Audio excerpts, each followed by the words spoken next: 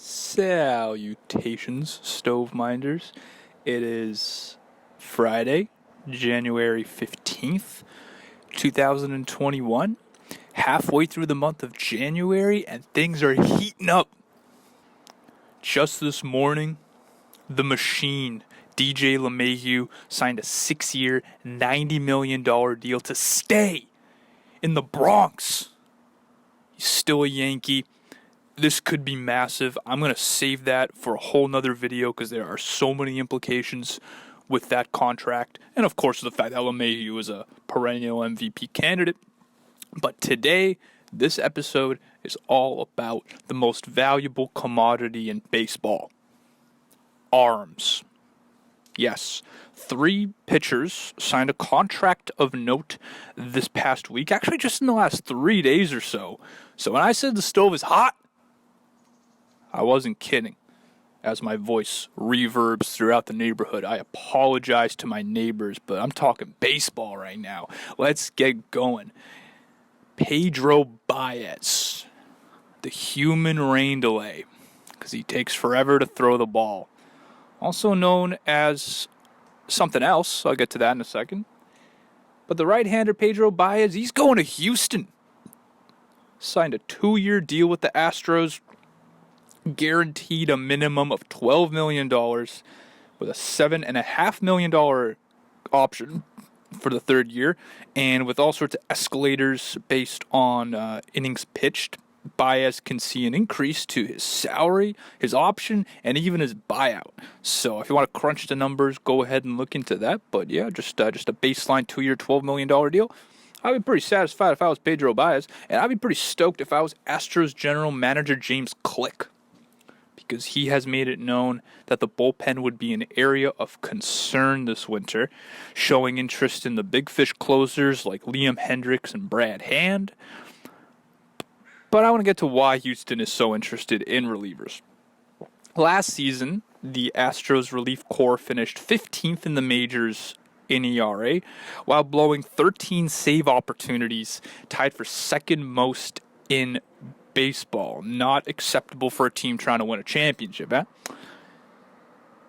They were without closer Roberto Osuna for most of the year, and he is now a free agent, while their best relief came from a crop of rookies: Blake Taylor, Enoli Paredes, and Andre Scrub.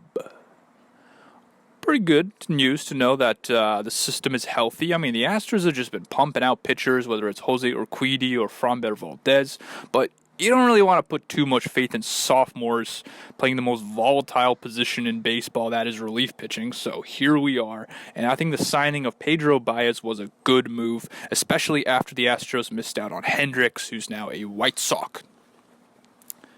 It'll be strange to see Baez in anything but Dodger blue after spending his first 7 seasons there in LA, compiling a solid resume of mid-relief and setup work for Kenley Jansen. Baez owns a career ERA of 3.03 and a pretty good FIP to that, a 3.61, while striking out more than a quarter of batters faced while walking just 8.2% of them.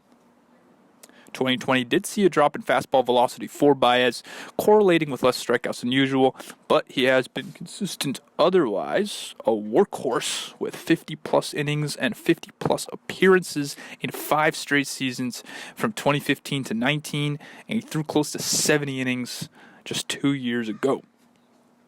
Granted, Baez is turning 33 this spring, but with a nickname like La Mula, which means the mule, love it, I'd say the Astros can rest easy, although his postseason record is less encouraging.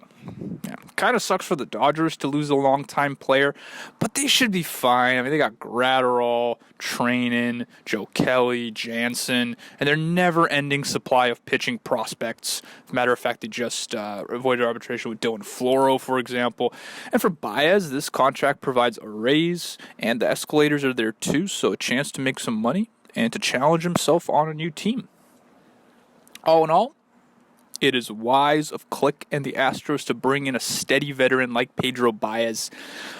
But unless they want to trot out Ryan Presley again, Houston should still be searching for a closer since Baez has little experience in that role. Again, he was mostly a setup man in LA. However, with a payroll of over $147 million, the ninth highest in Major League Baseball, the Astros will need to budget looking forward.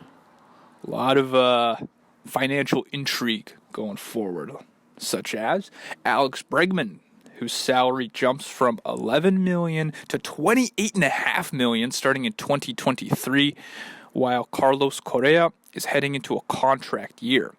But so are Justin Verlander and Zach Greinke, the two legends at the top of the Astros rotation, accounting for $65 million coming off the books next winter. But the question is, what are you going to do then? Because those are two of your top starters, and while the Astros have been very good at producing pitching in their own system, I mean, you're losing a couple of big names there in Greinke and Verlander, and then, of course, are you going to re-sign Correa or not? Because at the moment, it seems like they are not going to re-sign George Springer or Michael Brantley, two of their starting outfielders who are key cogs in the Astros offense.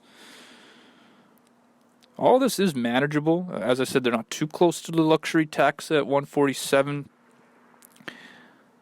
But it will take some jumping around for the Astros front office to figure all this stuff out. But for now, they do have Pedro Baez in fold, which adds a bit of certainty to their bullpen. Moving on to Philadelphia. And they've signed right-handed relief pitcher Archie Bradley to a one-year contract worth $6 million, which I got to note is higher than he was expected to earn in arbitration, a maximum there projected $5.7 million.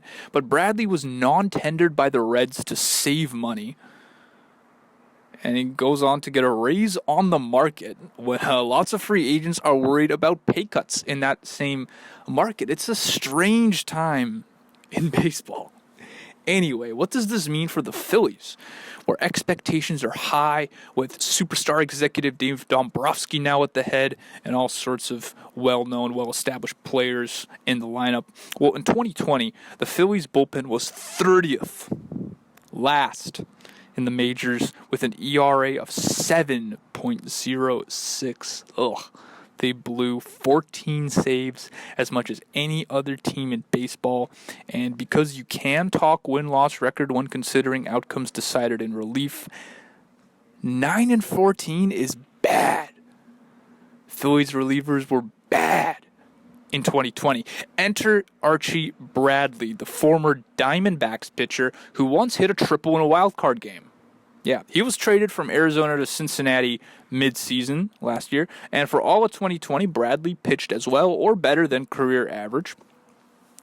It's been a wild one for Archie, who was a 7th overall draft pick in 2011 out of Broken Arrow High School in Oklahoma, and after struggling as a starter, Bradley became an effective reliever in 2017. And since then, he's managed an ERA and FIP just around 3.0, routinely throwing 70-plus innings in a regular season, and allowing just 19 home runs in 234-plus innings, striking out over a quarter of batters faced in there. He's got the beard, he's got the swag, and now he's going to Philadelphia, where Bradley might become the new closer. And if not, he has a lot of experience as a mid-game reliever as well. But the Phillies need a ninth-inning guy, and Bradley has converted 24 of 28 saves since the start of 2019. So a great move by the Phillies, a raise for Bradley. But you can never get too comfortable with that club down there in eastern Pennsylvania. They just continue to disappoint, but this is exactly the sort of move that new front office in Philadelphia had to make. They had to get a reliever. They have to get some starting pitching too, but they're a little tight with the budget. I think they're saving up some space because they really, really want to bring back JT Realmuto. We'll see what comes of that. But for now, I just want to move on to the third and final pitcher who was signed. Alex Wood, left-hander, staying in the NL West. He's going to San Francisco, signed with the Giants, 1 year, $3 million guaranteed, although he can double his salary to $6 million if he meets the performance bonuses. So, Alex Wood, going from a reigning champion team to a club I've criticized for seemingly lacking direction, but if anything, bounce-back candidate Alex Wood could be a trade piece if the rest of the Giants lag behind in 2021. Back in 2020, Wood returned to the Dodgers after a difficult 2019 with the Reds, but like in Cincinnati, he struggled with injuries and looked to be in trouble until a strong postseason performance en route to that championship. So, Wood is no stranger to the injured list. It was shoulder last year, it was the back in 2019, but in the not too distant past, he was an above average pitcher. And he still holds an 8-year career ERA plus of 1.13. Alex Wood has been a bit of a swingman recently, but the Giants need a left-handed starter, as their other 4 projected starting pitchers are all righties. Those guys being Johnny Cueto, Kevin Gossman, Anthony DeSclafani, and Logan Webb. It just remains to be seen what version of Wood we get, if he can stay healthy, and whether or not San Francisco can play some serious ball. Because, as I mentioned, that rotation right there is upside with guys like Cueto, Gossman, DeSclafani, and Wood, but there's also a lot of downside potential there too. So, a real enigma in the Bay Area are those Giants, and so is this deal, just because we don't really know what sort of Alex Wood will appear in 2021. So, yeah, great stuff. 3 teams I haven't had the chance to talk about too much. I mean, the Giants a little bit. But the Astros and Phillies, those are sort of their first major signings that they've made this offseason. Both teams augmenting their bullpens. Both very necessary moves. And a couple of very good arms in Pedro Baez, now an Astro, and Archie Bradley, now a Philly. Looking to get it done. All right. I just want to breeze through some other stuff here. Jose Martinez, outfielder / first baseman, signed a minor league deal with the Mets. I usually don't talk about minor league deals, but unless there's like some upside or just an interesting story with the player in particular. And J-Mart does have a ceiling, and that is of a contact machine like he was in his first couple years in St. Louis, where he batted .296 with a .361 on base between 2017 and 19. However, Martinez was horrendous in 2020, including with the Cubs, and there's no direct time to playing time in New York, but an intriguing player to take a chance on for the Mets. And a couple other Mets rumors transitioning perfectly into the rumor roundup. They have taken an interest in the Glovesy outfielder Albert Almora.